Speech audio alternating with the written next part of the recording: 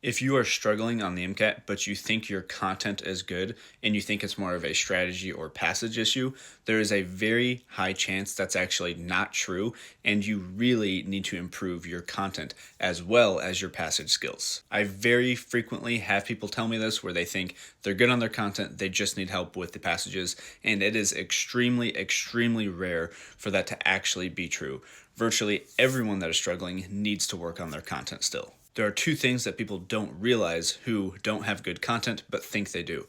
First, you have to have the content memorized extremely well, and what I always say is if you are in the middle of a strenuous workout, you could still recall all of the content required for the test. And two, you have to have memorized the why behind the information. So you can't just memorize a bunch of facts and regurgitate those facts. You have to be able to explain why those facts are true and why things work the way they do.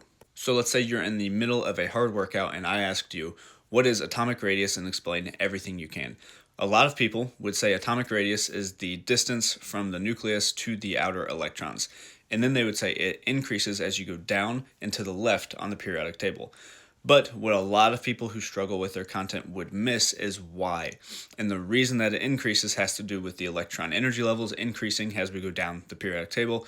That makes the radius get larger, and then as you move to the left on the periodic table, you are decreasing the number of protons while being in that same energy level, so you're lowering the pull that the nucleus has on those outer electrons, thus the radius gets larger.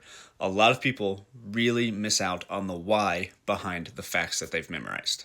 In the link in my bio, I have two links that you should click on. One is a video that goes over how a 500 scorer might recall a certain topic about proteins versus how a 520 scorer might recall that exact same topic. And then you can also click on the link that takes you to the PDF that those recall examples are going over. Lastly, if you want access to hundreds of pages of high-yield biochem and chem phys explanations that explain why things work the way they do, check out the link to my content library, which is also in my bio.